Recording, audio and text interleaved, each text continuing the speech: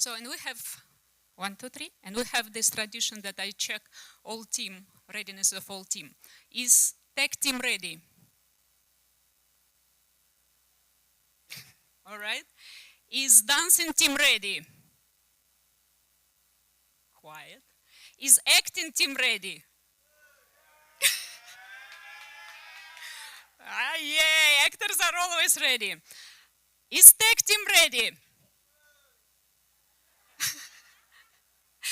Is singing team ready? All right, then action.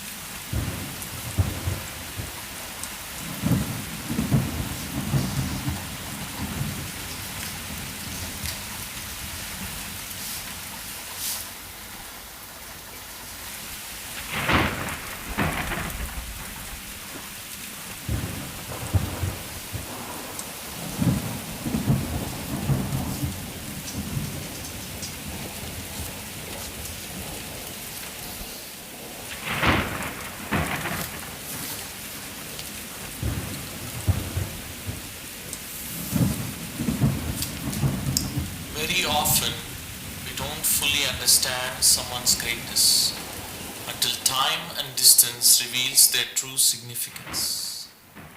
It becomes a poignant realization when we finally grasp the privilege of having been close to such an extraordinary person.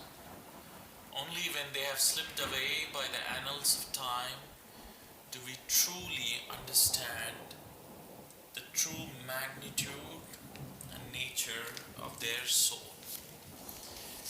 This is the year 1492. I am now 60 years of age, and I am going to tell you of things which I saw myself as a child and as a youth. I, Sir Louis de Conte, page and personal secretary of the Joan of Arc, will take you back to the early 1400s, to my childhood in France.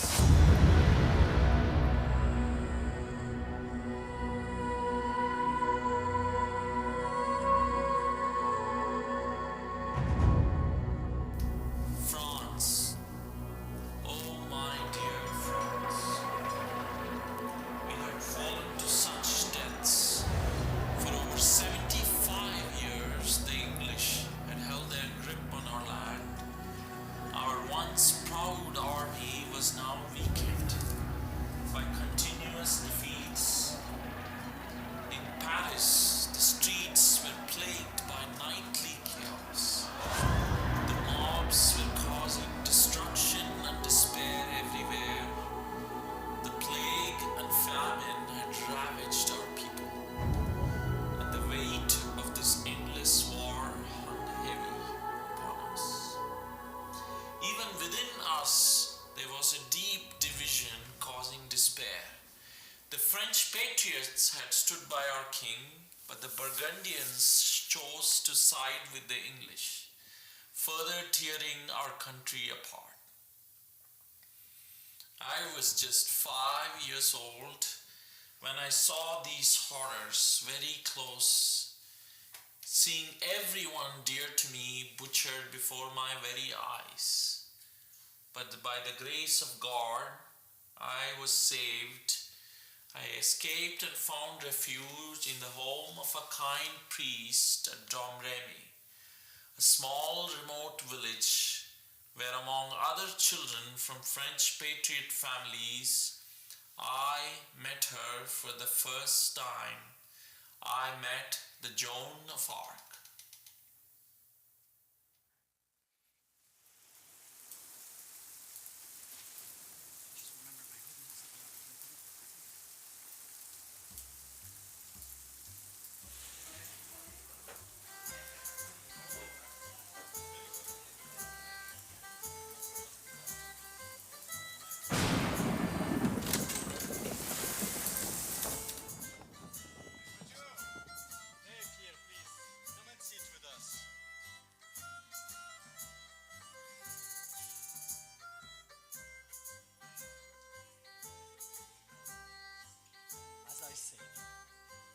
venture to the forest that night.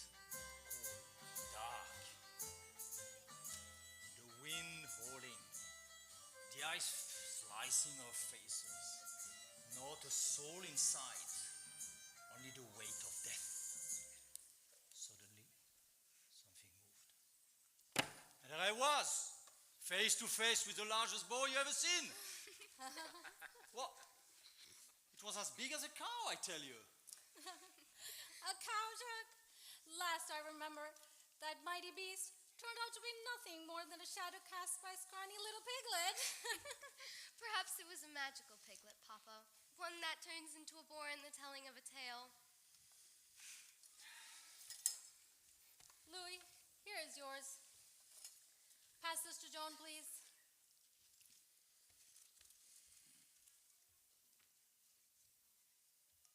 You want some? John, good grief! This girl always brings some outcast dog in the house.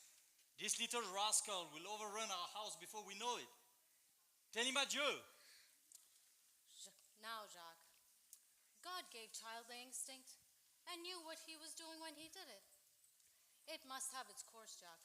It must have its course. Who are we to come in God's way?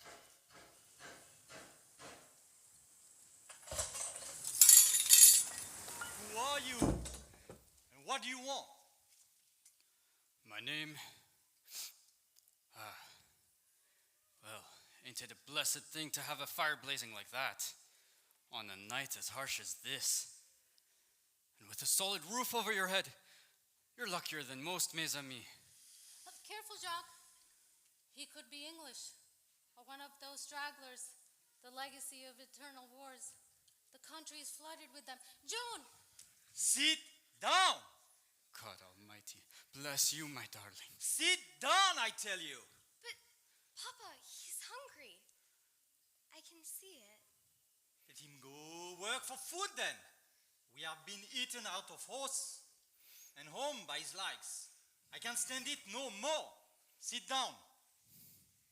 Papa, he may be a rascal, he may not be, but he's hungry, and he shall have my porridge, for I do not need it. Rascal don't deserve food from honest people. No bite, no sup shall he have from this home. Sit down, John. Papa, if you insist, then so be it. But I think it is not right to punish one part of him for what the other part has done. It is that poor man's head that does the evil things. And it is not his head that is hungry, but his stomach. And his stomach has no way to harm someone, nor do wrong. What Please? an idea! This is the most foolish speech I ever heard. Jacques, I have to disagree with you on that. There is sense in what the child has said. This stranger, let's talk about the stranger. Maybe we need to realize that we have the privilege of looking after even a stranger. It's not the head. I mean, let's say that the head is in charge. Will we all agree the head is in charge? Yeah. All right, so if the head is in charge, it controls the arms and legs. So if they do something, they're just following orders. So if they do something bad, it's the head that's responsible. Do you get the idea? Yeah. So, Jacques, let's call a meeting and let's talk about what responsibility really is. Right. We want to hear everyone's thoughts. How do we know if this is true? I mean, we don't know where it came from. I heard that Lacey told Amber, who told everybody else, who told Jason's girlfriend. Yeah, Mike or something like that. Really? Yeah, it's really weird. I don't know. That's very strange. Anyway, I heard about it. Everyone's talking about it, like 10 o'clock yesterday. Really? Yeah. All right, so what is our verdict? There is no such thing as a guilty stomach.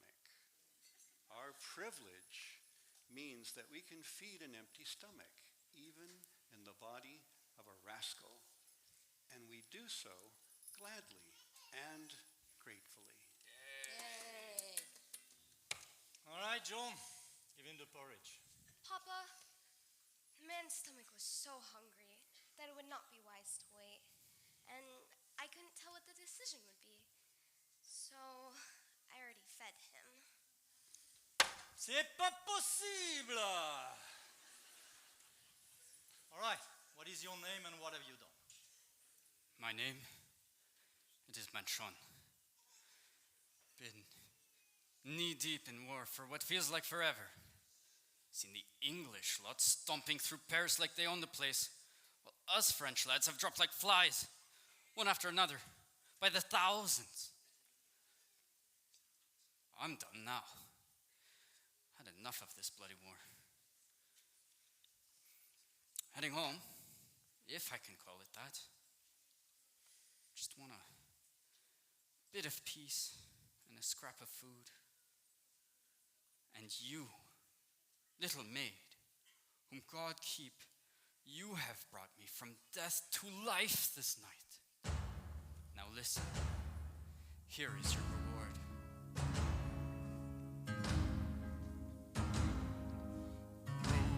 Roland rides out into the night, fending our land, spirit free, sword in hand.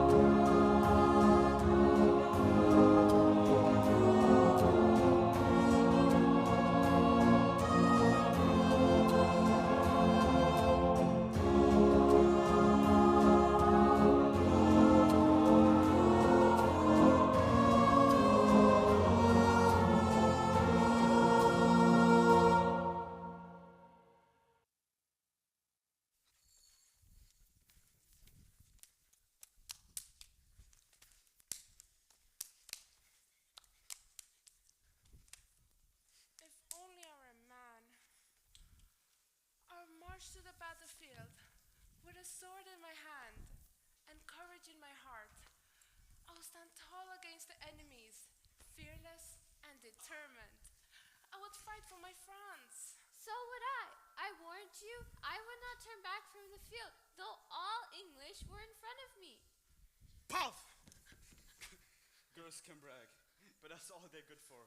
There are thousands of them come face to face with a handful of soldiers once. If you want to see what running is like. Look, here's little Joan. She's going next for a soldier. See her plunge into battle like an old veteran. Yes, indeed. And not like us common soldiers, but an officer with armor on. An officer? Why? She will be a captain. No, a general, I tell you. With 100 men on her back, or maybe girls. And dear me, when she starts for the other army, you'll think there's a hurricane blowing them away. Hey, Joan, don't mind these silly chaps. Let's see how their brave tongues hold up when the real deal hits. Run to the tree, and whoever's last will be called a tenderfoot forever.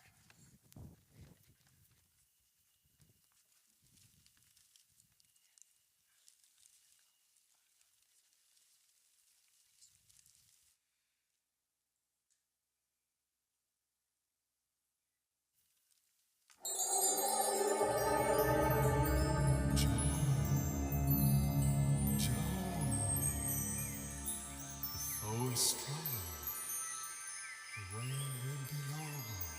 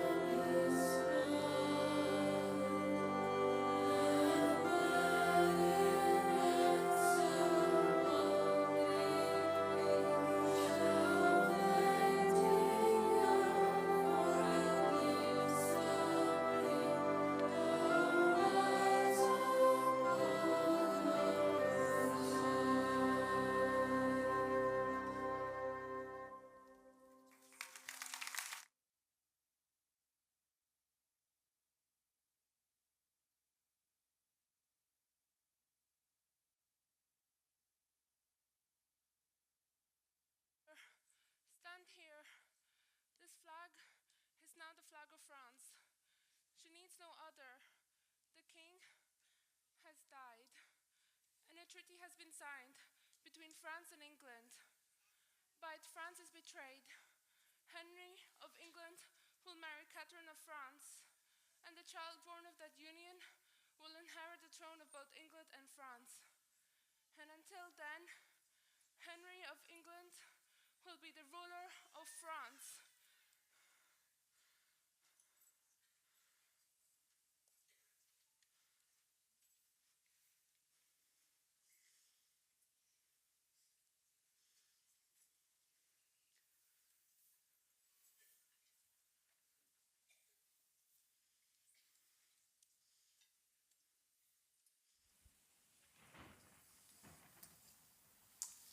It was only later we learned that the Queen of France had pushed the dying king to sign the treaty.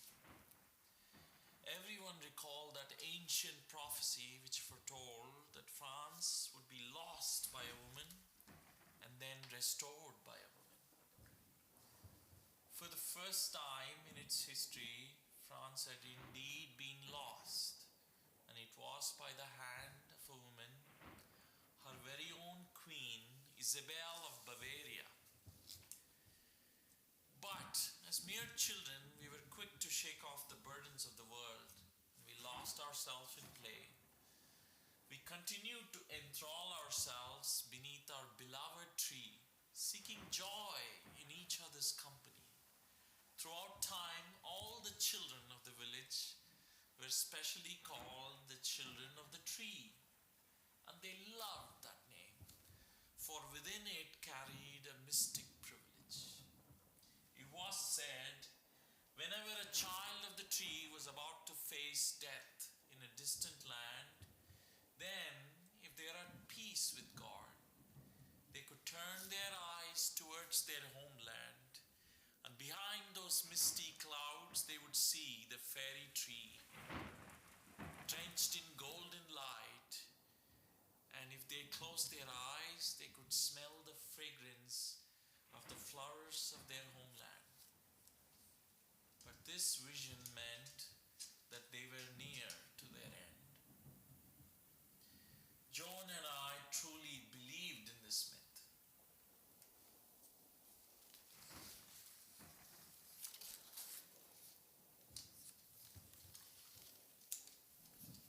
As time passed, I noticed Joan was spending more and more time alone under the fairy tree. She became a lot more withdrawn and often lost in her own thoughts.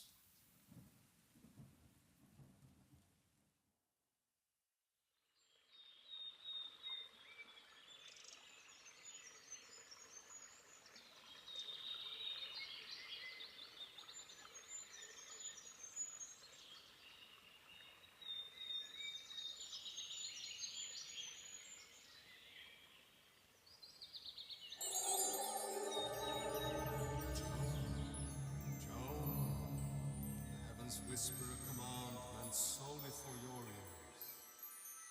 Rise and embrace the divine purpose laid upon your shoulders. You are the chosen one who cast off the chains of oppression from France's weary soul. The foe is strong. The way will be long. The hour is now. But I'm so young. Oh, so young to leave my mother and my home and venture out into this strange world to undertake a thing so great. When God fights, it's of small consequence whether the hand that holds the sword is big or little. Your hand will bear the sword. Approach the king, ask for the army, and set France free. How can I talk to men, be comrade with men, soldiers? It would give me over to insult and rude usage and contempt. Oh, how can I go to the great wars and lead armies? I'm just a girl, ignorant of such things, knowing nothing of arms, nor how to ride a horse, nor mount it. I can't. Joan, fear not. Your destiny is written in heaven, beyond the constraints of mortal guidance. Have faith and march forward. Forward only. We command you. Approach the king, assume command of the army, deliver Orléans and lead France to liberty with all your might. Yet, if it is commanded, I'll bear it with grace. Ah, Joan, I have a wonderful thing to tell you about. I had a dream, and in that dream you were standing right there where you are, and a great white shadow passed over you like a wing in flight, and I knew something tremendous was happening. Louis, you're here? What did you say? A dream. But that was not a dream, Louis. What you saw was not a dream. Then what was it? Archangel Michael, the chief and lord of the armies of heaven. Archangel Michael? Joan, weren't you afraid? Did you see his face? Indeed, I was not afraid, because this was not the first time. The first time I was scared, but that was 4 years ago. 4 years? So long? Have you seen him many times? Yes, many, many times. So, it's that which made you silent and not as you were before.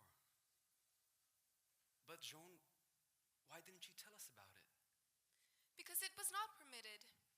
But it is now, and soon I shall tell all. I still can't believe it. For 4 years you've been seeing that great white shadow. And with it comes voices as well. Several saints come, attended by myriads of angels. And they speak to me. I hear their voices. Joan, what do these voices tell you? All manner of things. About France, I mean, a lot of disaster and misfortune. But France will be made great and free again. But how and by whom?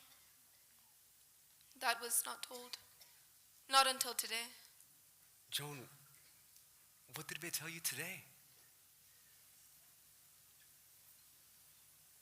God has chosen the smallest of his creature for this work.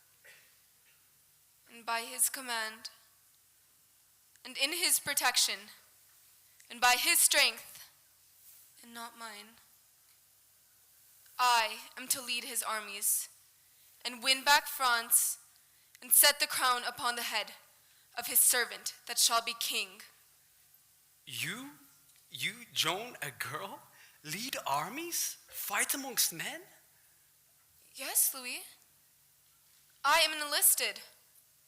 I will not turn back. I will go to the king.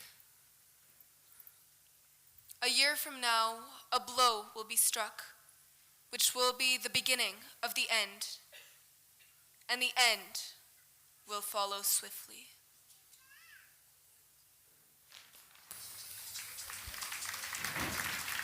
All the things that John told us that evening seemed impossible, yet they rang very true to my heart. We set off on our journey to meet the Dauphin in the January of 1429. That day, Joan saw our village and the fairy tree for the very last time, and it was her birthday. She had now turned 17. We pressed on through enemy lands, battling the biting winds and the freezing grip of winter, constantly fending off attacks by the English squads. But Joan's resolution never flagged. It was always forward, forward, and forward we went. News of the country bred who were on the march to free France, who were being led by divine voices, reached the Dauphin's court. However, our king had no intention of fighting. He sought to give the whole thing up. He pitched his crown into the sewer and ran away to Scotland. His trained advisors preferred to keep him idle, as that meant their own importance grew. No one wanted him to rise, no one wanted him to fight and strike for the crown and the country. It was unsurprising when we arrived that nobody greeted the village girl, ignorant of war, in the royal court. No one but the Dauphin's mother-in-law herself, Yolande, Queen of Sicily.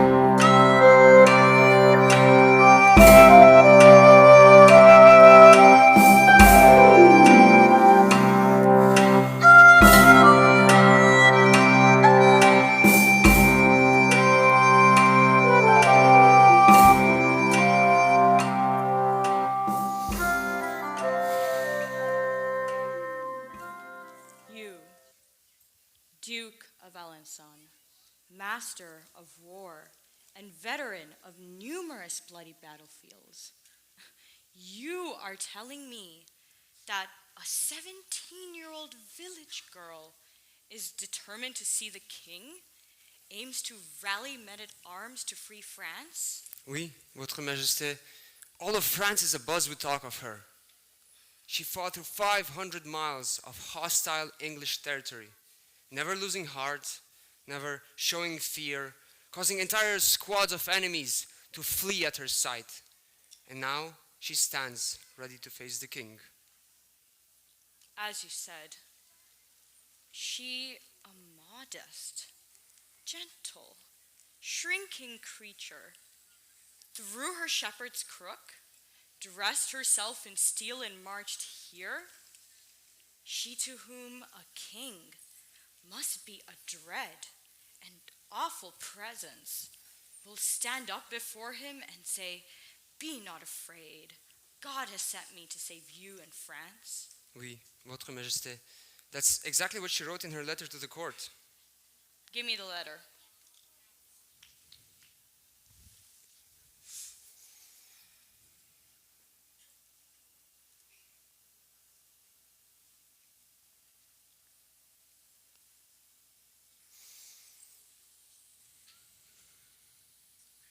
So,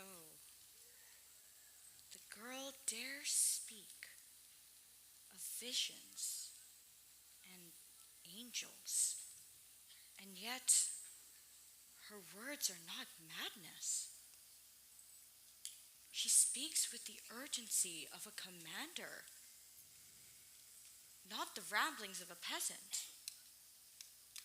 Do you believe her, Jean? Oui, Votre Majesté.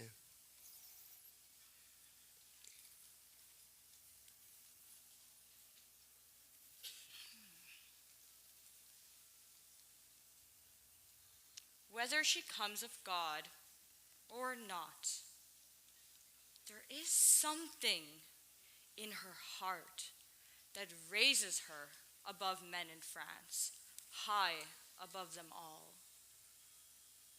There is mysterious something in her that puts heart into soldiers and turns mobs of cowards into armies of fighters that go into battle with joy and song and sweep across the field like a storm. That is the spirit that can save France. It is in her. I feel it now. The king must see her, face to face. After numerous days of delays and battles against the protests, obstacles from the court, Queen Yolande was finally able to get victory over the king's keepers, and she convinced the king to see Joan.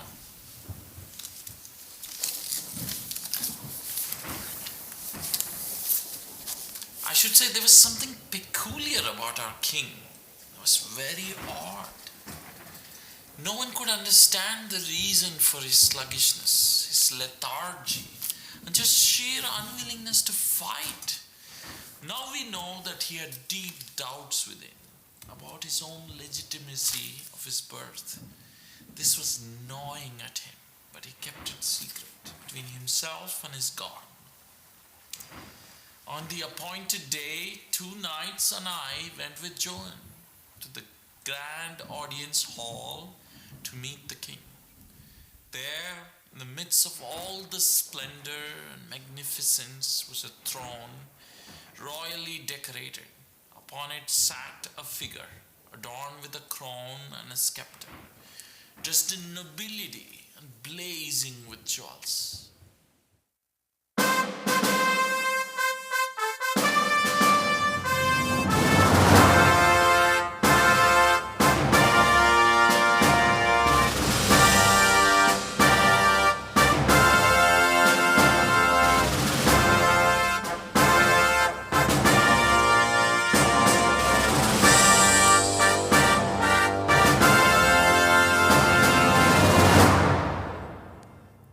Joan of Arc, Your Majesty.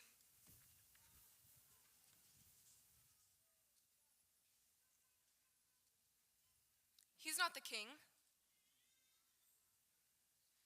They played a trick on me, Louis. That is not the king that sits there. He's an impostor. I begged you, in the name of my country, to let me see the true king. My lady, the true heir of France is before you. How can you dare question the blood royal? If you do, then go ahead and find the one you believe to be the true heir among all these noble people here.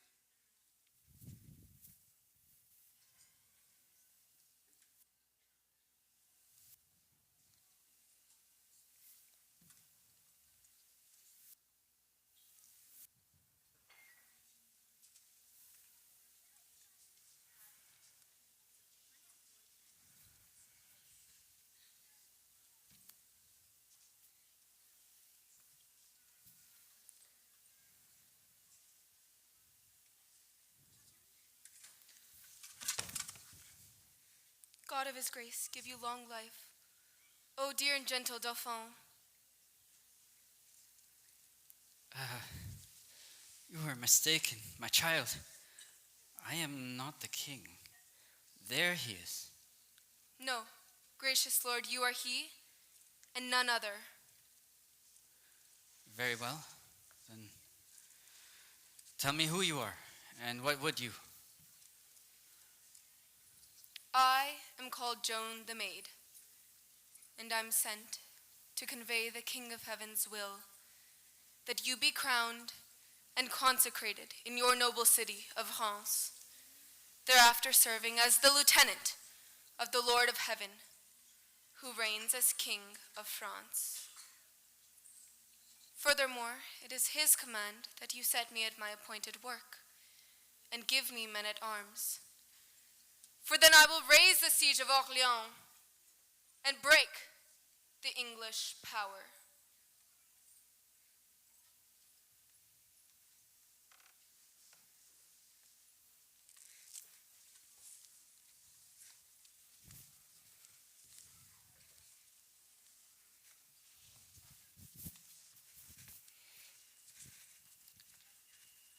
Joan, I wish to have faith in you your holy mission, and in the divine nature of these voices you possess, which are hidden from mortals. But how can I truly believe unless you offer me an undeniable proof? Show me a sign.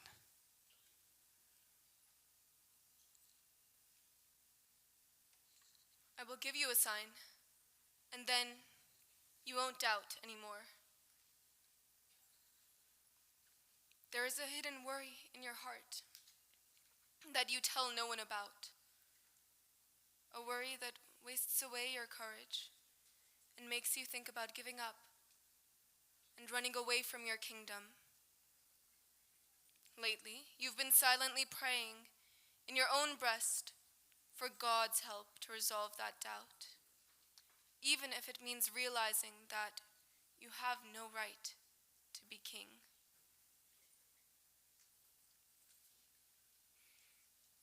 My prayer, it was secret to my breast, and none but God could know about it.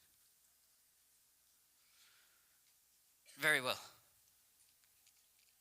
The sign is sufficient. I know now that these voices are from God. And if they have said any more in this matter, tell me. I will believe.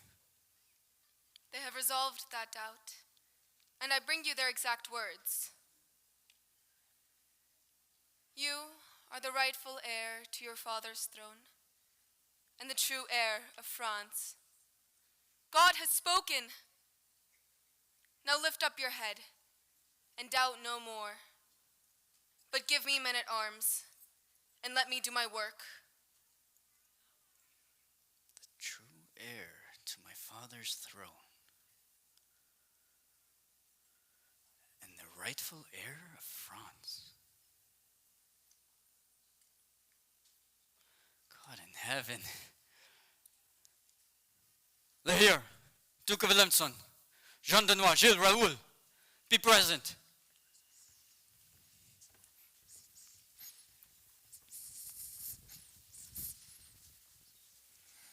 By the authority vested in me as king, I declare that you, Lahir, Duke of Alençon, Jean de Noix, Gilles, Raoul, acclaimed generals of our realm, shall henceforth lend your formidable skills under the service of Joan of Arc.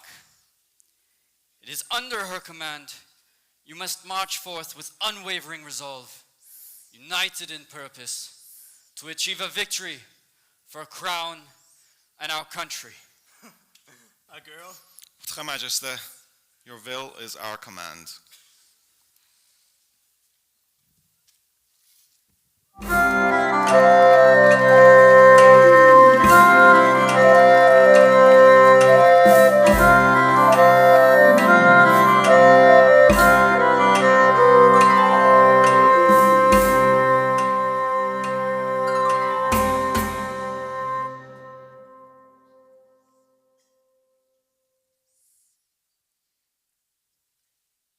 He left us with this girl. I have pledged myself entirely to the Dauphin. You know that. But commander of the armies of France, she was nothing. Not a sergeant, nor a corporal, not even a private. And now in one step, she's at the top. Who? She? The girl? Look at her. Her skinny arms. Do you think she could even hold a sword straight? Nah. Forget it. Our Dauphin has gone mad. Calm down, Dunois. Calm down. Calm down.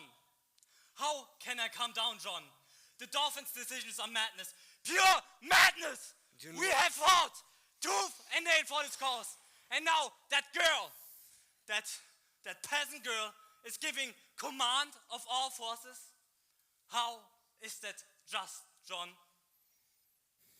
Dunois, I won't repeat myself. Now you're commander-in-chief. How shall we embark on our mission to liberate France? Shall we begin by cleaning the cow stables? Or perhaps by tending to some laundry? Mais c'est toi, Dunois. But she is the chosen one, blessed with the power and guidance to lead. And there are those who bestowed those powers upon her. So be mindful of your words, monsieur. But, Jean. We will free Orléans. Jean, Orléans is a tough nut to crack. The English are like a solid rock with their well-fortified fortress and large amount of troops. Our best way is a waiting game. No. We will carry them by storm. Is my hearing fooling me? Did our commander-in-chief just say, we will carry them by storm? Yes, carry them by storm. By my baton. That is the music I like to hear. Yes, that is a beautiful word and the right tune. My general, we will carry them by storm. But before... Louis, bring the paper. Write it down.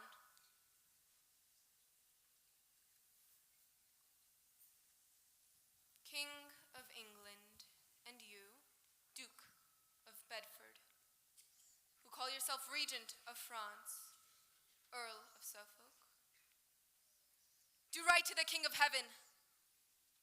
Render to the maid who is sent by God the keys to all the good towns you have taken and violated in France. She is sent hither by God to restore the blood royal. She is very ready to make peace, if you will do her right, by giving up France and paying for what you have held. And you, archers, companions of war, noble and otherwise, who are stationed before the good city of Orléans, be gone into your own land in God's name, or expect news from the maid who will shortly go to see you, to your very great hurt. King of England, if you do not do it, I am chief of war, and wherever I shall find your people in France, I will drive them out, willing or unwilling.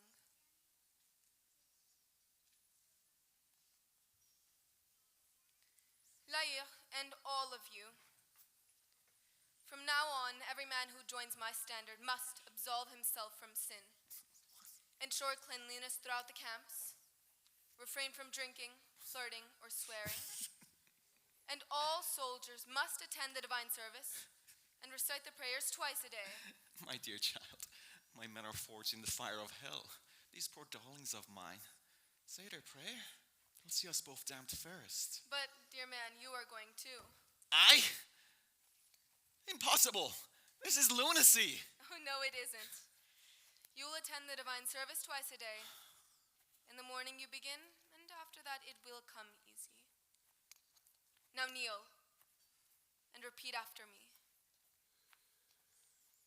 Our Father, who art in heaven, hallowed be thy name. Thy kingdom come, thy will be done. Our Father, who art in heaven, bread, thy name come, thy kingdom come, hallowed be thy name. This is not the way. You must have heart and believe in your prayers. Let your faith be your strength to guide you to victory. Again,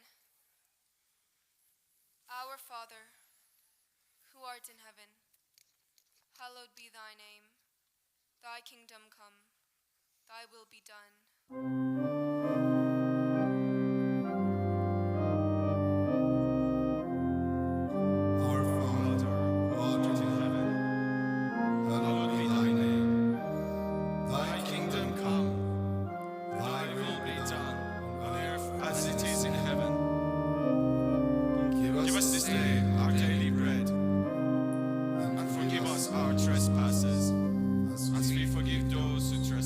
Against us.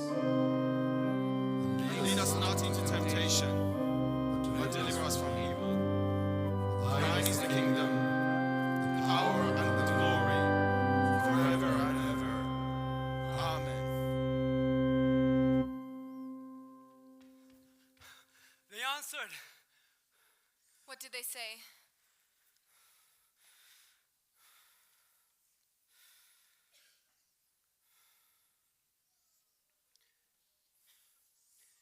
You French witch, we will capture you and burn you if you don't clear out now. Go back to your proper trade of tending cows? Joan, this is hopeless. You're a girl, undeniably brave, but just a girl, and those on the other side are butchers. Look at our army. They're disheartened.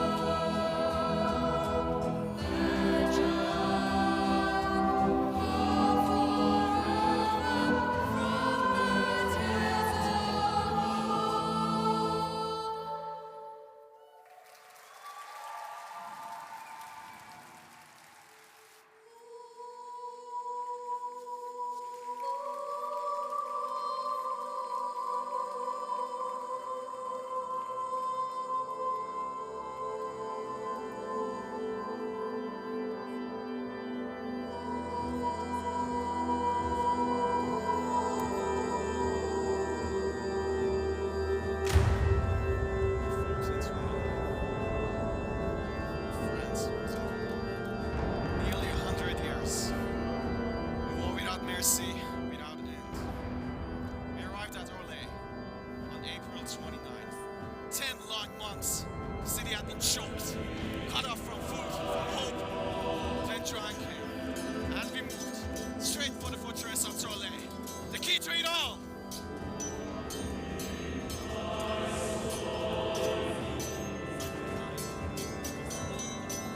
Like a rising tide, up the ladder, through the storm, still fresh.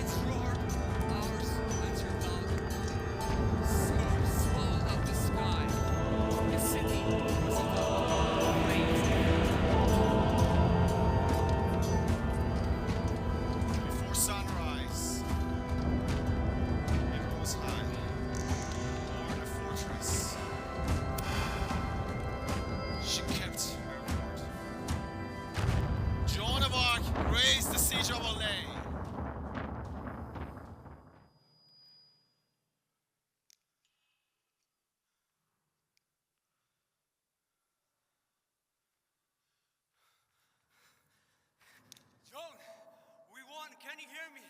Orleans is delivered. Yes. Orleans is jubilant with victory.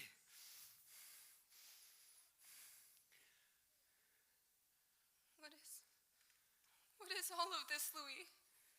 Whose blood is here on my hands and all over me? Whose blood is this? What have we done?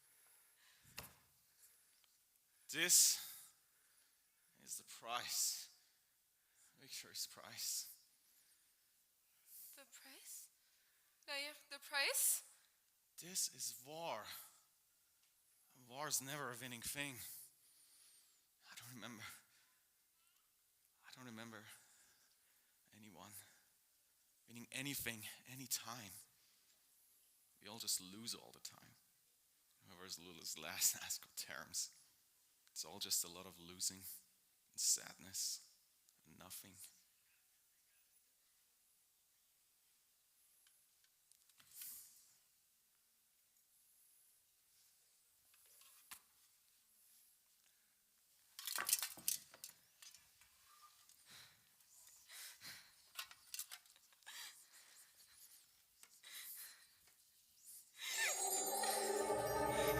Rise, rise. The way still on. The foe stands strong. Let your hand go small. Hold the sword up high. The nation's hope should never sway, nor Charles's coronation delay. We gave you command. You follow our lead, and let the sky above put end to this bleed. So rise, Joan, rise!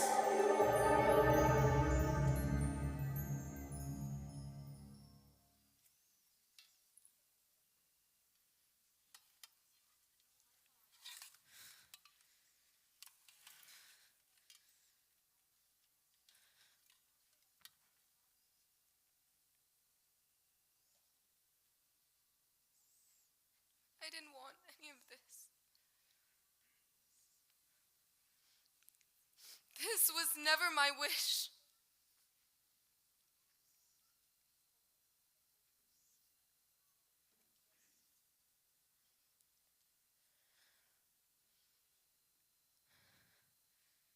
But thy will be done.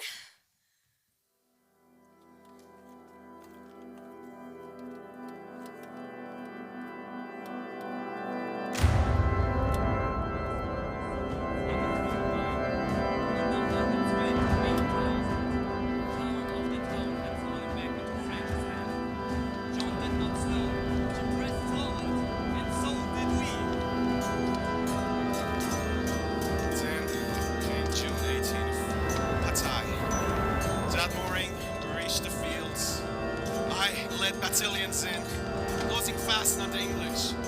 When we struck, it was swift and hard. Their lines broke like brittle wood. Panic surged through their ranks. I was with the rock. John was with us. We watched the air from afar. Oh, Satan and his hellions. Watch them go. Blow after blow. The enemy fell away. Mad retreat.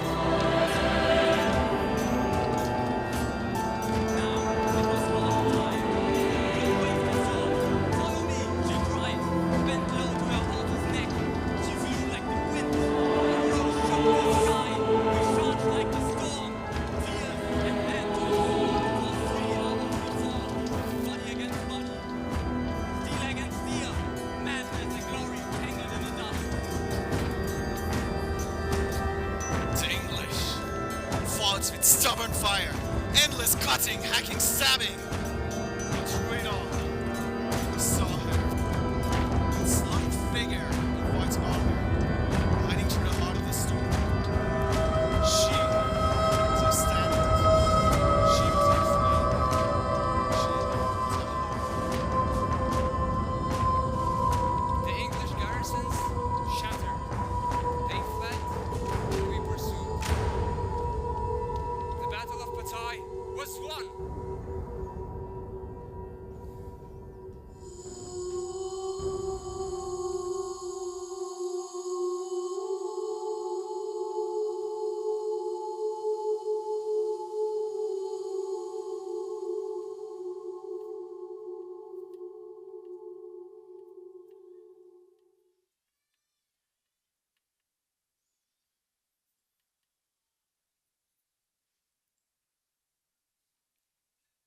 1,000 years. 1,000 years. The English power in France will not rise up from this blow. France will be free.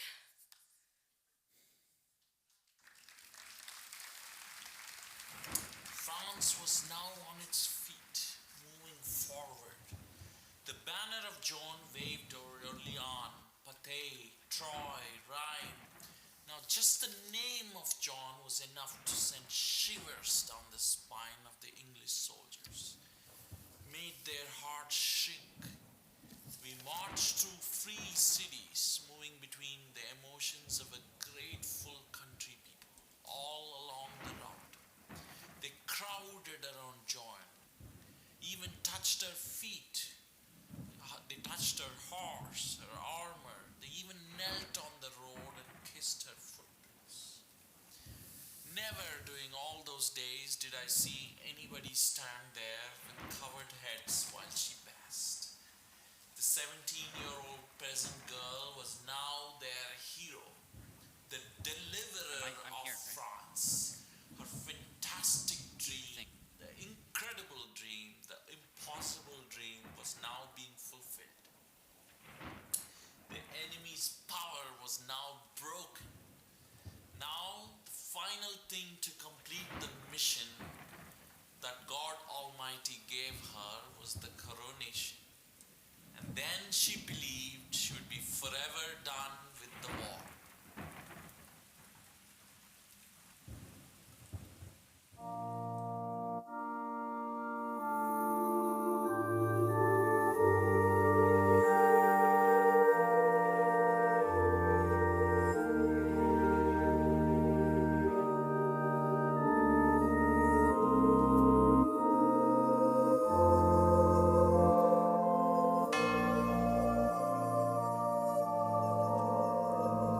Today, by the grace of God and the authority vested in me as Archbishop of Reims, I crown you Charles VII, King of France. May God grant you the wisdom and strength to govern your realm justly and wisely, to protect and defend your people, and to uphold the sacred traditions of your kingdom. May your reign be blessed with prosperity, peace, and freedom, and may you always act with humility and reverence before God and the French nation.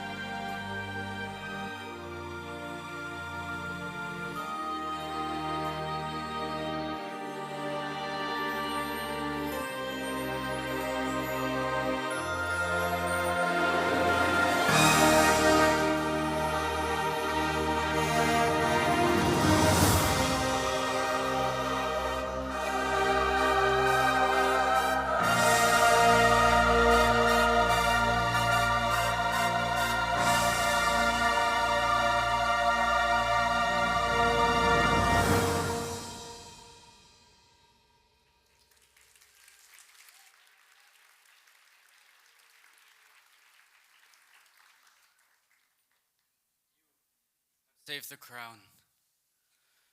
Speak, require, demand, and whatsoever grace you ask, it shall be granted, though it make the kingdom poor to meet it.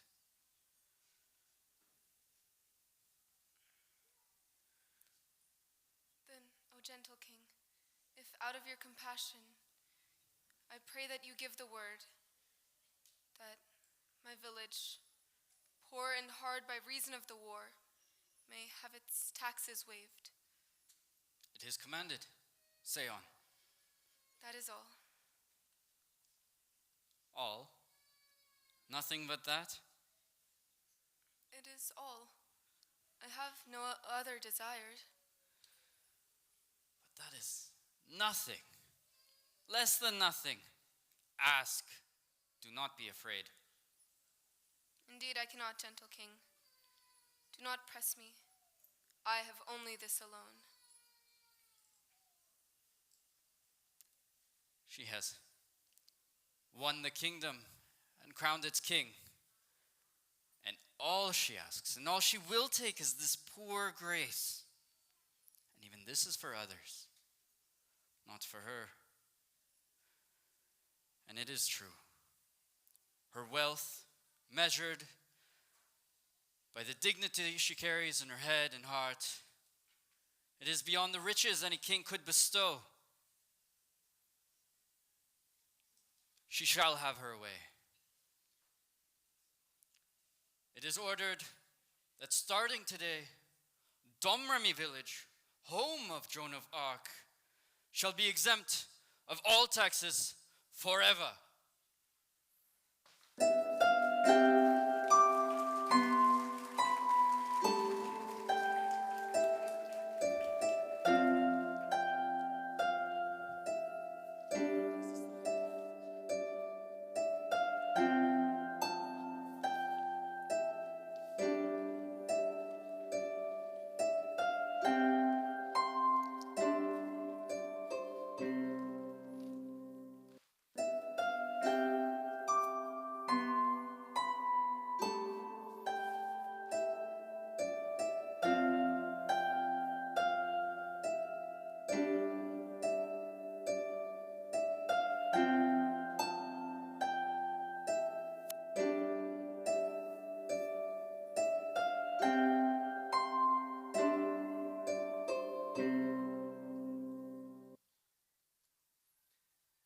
Now, Joan, when France is on its way to freedom and the heir has been crowned, what lies ahead? Last night, Louis, I saw our fairy tree, clothed in magnificent golden light. Joan, you can't leave us. Not now. You remember how, as children, we used to hold hands and dance around our tree and sing our song? Now what has kept your leaves so green? Arbre fait de pour le monde. The children's tears they brought each grief, and you did comfort them and cheer their bruised hearts, and steal a tear that healed Rosalie. I know a dreadful thing lies ahead of me, Louis. But right now I long to be done with the war. I yearn for peace, to return home to my mother, who needs me dearly.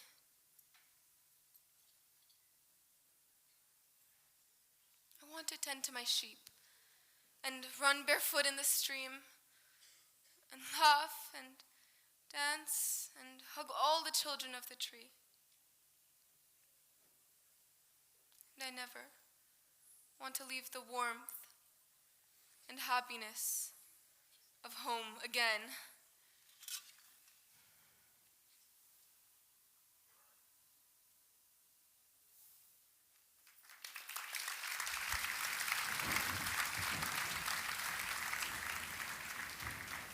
Now I will draw the curtain on the most deplorable, pathetic military drama that has been played on the world stage. Joan of Arc continued to fight for France, and on the 24th of May 1430, she was captured near Compiègne. Word of her imprisonment reached Paris. The Burgundians, the English, deafened the world with clamor of their joy bells and the relieved thunder of their artillery. Joan was kept in a strong fortress of the Duke of Burgundy. After all, he was still a French prince, and too ashamed to sell her to the English. He waited and waited and waited for our king to pay ransom. The king was silent and made no offer.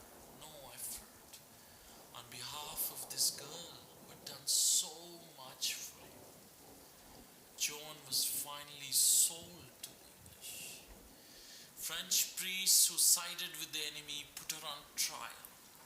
They accused her of heresy, even dressing as a soldier. She was executed by burning at the stake in May 1431, a year later. It took King Charles 20 more years to liberate France. Joan's mom, Isabelle Romy, spent many years trying to clear her daughter's name.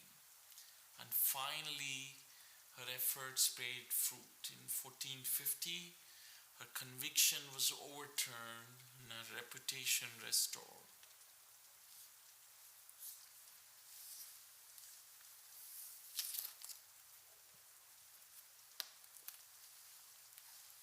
Many years have passed now, and many more will follow.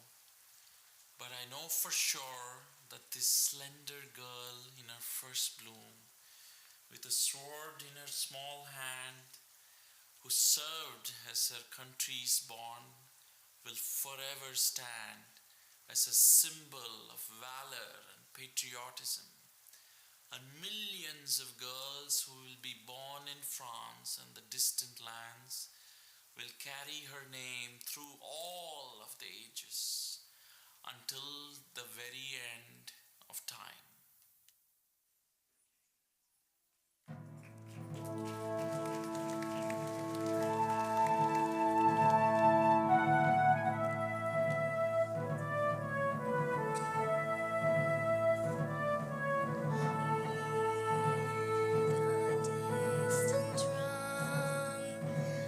How it calls the saints from olden times. See them all in rows as the morning light serenely shines.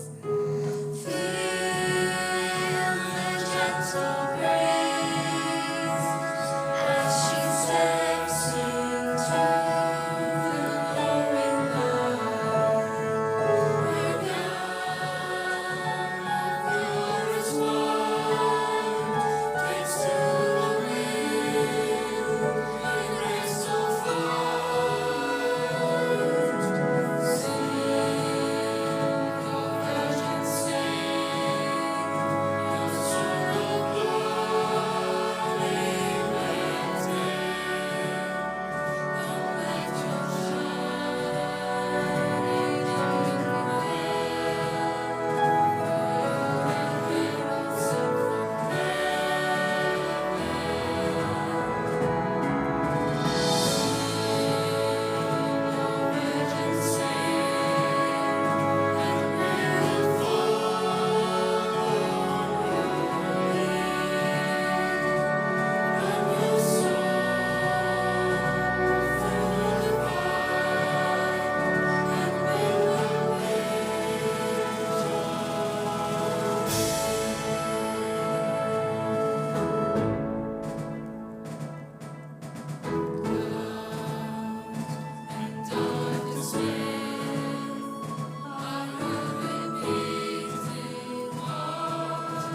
Christ.